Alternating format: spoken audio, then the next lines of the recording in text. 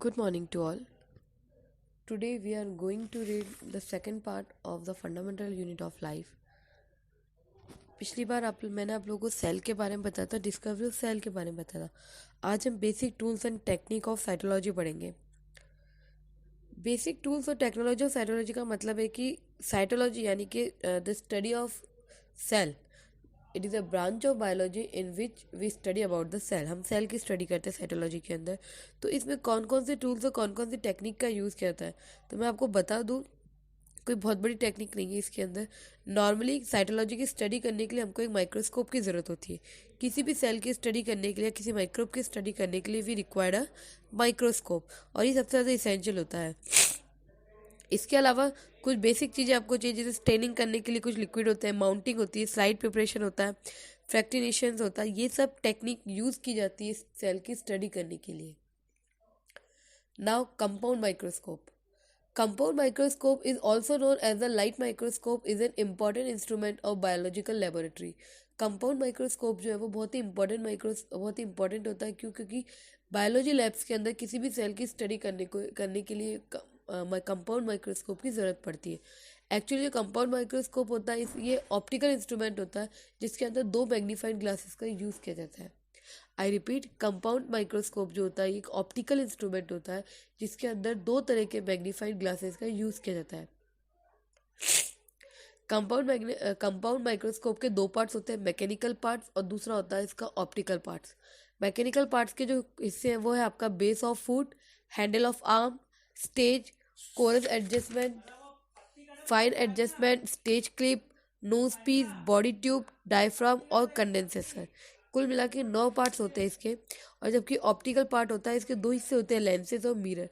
इस टॉपिक के अंदर इंपॉर्टेंट जो चीज़ है वो ऑप्टिकल पार्ट्स का लेंसेज है पढ़ने लायक, जो मैं आपको समझा देती हूँ।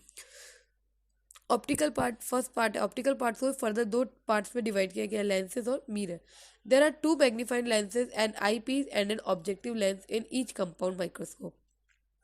जो लेंसेज है माइक्रोस्कोप के अंदर 2 तरह के मैग्नीफाइंग लेंस पाए जाते हैं। एक होता है आई पीस, जिससे हम आंखों के पास रख के देखते हैं माइक्रोस्कोप का, और एक होता है आपका ऑब्जेक्टिव लेंस, जो आपकी सीधी स्लाइड के पास रहता है। जो आई पीस लेंस होता है वो नॉर्मली 10x और 15x का होता है, यानी कि 10 जूम और 15 जूम, या x का मतलब जूम से होता है कि आप उसको इतना गुना बड़ा करके देख सकते हैं। इसके अलावा जो दूसरा ऑब्जेक्टिव लेंस होता है उसके अंदर 10x, 40x और 45x के लेंसेज होते हैं, यानी कि 10 जूम, 40 जूम और 45 जूम्स के लेंसेज होते हैं। और जो मिरर होता है, इनके अंदर 2 तरह के मिरर प्रेजेंट होते हैं। एक होता है प्लेन मिरर और दूसरा होता है on its one side and concave mirror on the other side. जो आपका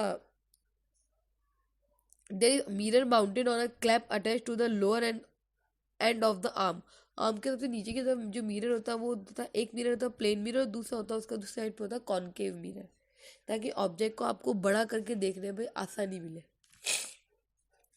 एक चीज मैं आपको और से बताना चाहूंगी, resolving power. What is resolving power? Question बनता है व्हाट इज रिसॉल्विंग पावर। तो the ability of an optical system to distinguish 2 close point as 2 separate point is called as resolving power. ये क्वेश्चन अच्छा है, आप इसको याद जरूर कर लीजिएगा। The ability of an optical system to distinguish 2 close point as 2 separate point is called as resolving power. Next topic आपका है, अब बाकी जो आपके बीच में एक्टिविटी देखी, सेल कैसे तैयार की जाती है, इसने प्याज जो अनियन और पील होता है उसकी एक स्लाइड तैयार कर रखी है, तो ये हम नहीं पढ़ेंगे, हम आगे स्टार्ट करेंगे। रिमेंबर पॉइंट से पहला एसेक्युलर ऑर्गेनिज्म। नाम से पता लग रहा है एसेक्युलर, यानी कि वो ऑर्गेनिज्म जिनके अंदर सारे फंक्शन एक ही सेल से परफॉर्म किए जाते हैं, उसे हम कहते हैं एसेक्युलर organisms. As all the life processes are performed by a single cell in unicellular organism, they are often referred as a acellular organism. यानी कि जितने भी यूनिसेलुलर ऑर्गेनिजम्स होते हैं उन्हें हम एसेलुलर ऑर्गेनिज्म कहते हैं। क्यों? क्योंकि उनके अंदर एक ही सेल प्रेजेंट होती है जो उनके सारे फंक्शंस को परफॉर्म करती है। It is interesting to note that unicellular organisms are considered immortal because the cell divide before the death of the organisms and ensure the continuity of the protoplasm. ऐसा कहा जाता है कि जो यूनिसेलुलर ऑर्गेनिज्म होते हैं इमॉर्टल होते हैं। इमॉर्टल यानी अमर, जो कभी मरते ही नहीं, क्योंकि इन्हें इमॉर्टल इसलिए कहा जाता है क्योंकि इनके अंदर जो सेल डिवाइड हो जाती है, इनके मरने से पहले ही इनकी सेल डिवाइड होती है और इनके मरने से पहले इनके शरीर से एक नया ऑर्गेनिज्म बन जाता है जो कि इनकी जो कंटिन्यूटी है उसको आगे बनाए रखता है। जो प्रोटोप्लाज्म है उसकी कंटिन्यूटी को बनाए रखता है। तो ये क्वेश्चन बनता है, why the unicellular organism are known as the immortal. पहली बात तो ये होता है कि पहला क्वेश्चन ही मतलब व्हाट आर एसेक्युलर ऑर्गेनिज्म। तो remember that unicellular organism are known as the asecular organism because they have only one cell which perform all the function of the body।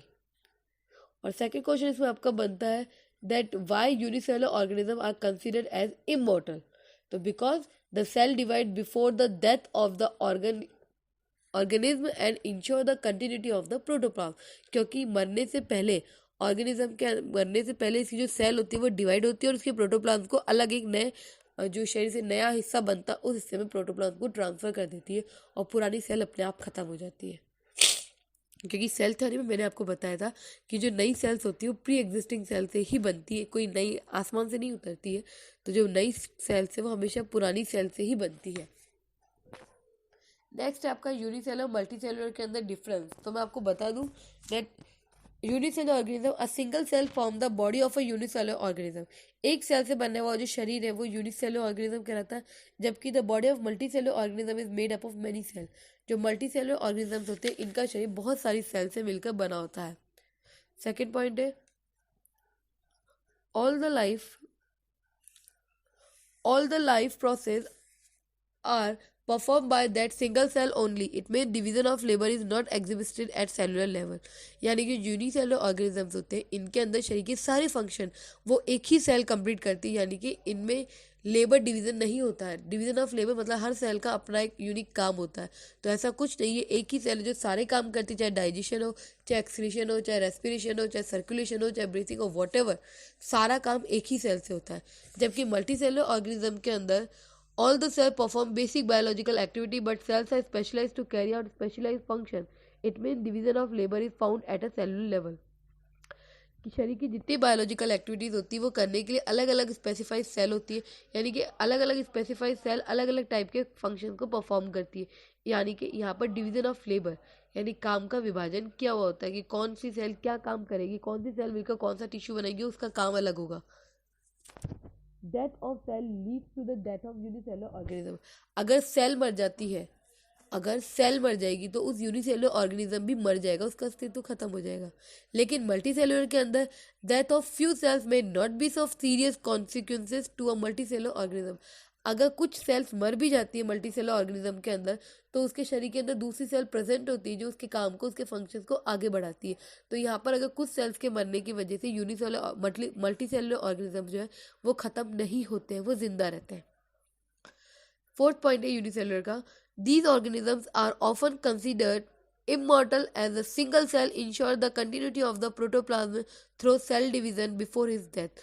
जो यूनिसेलुलर ऑर्गेनिजम्स होते हैं ये इमॉर्टल होते हैं क्योंकि इनके अंदर इनके अंदर ऑर्गेनिजम्स के बनने के पहले ही सेल जो होती है डिवाइड होना शुरू कर देती है और अपने प्रोटोप्लाज्म को नई सेल के अंदर ट्रांसफर कर देती है। जबकि मल्टीसेलुलर ऑर्गेनिजम्स के अंदर have a fix and often prolong life span. जबकि मल्टीसेलुलर ऑर्गेनिज्म के अंदर एक फिक्स लाइफ स्पैन होता है, एक फिक्स जीवन काल होता है कि इतने ही सालों तक कोई मल्टीसेलुलर ऑर्गेनिज्म जिंदा रहेगा। Death is last stage of their development.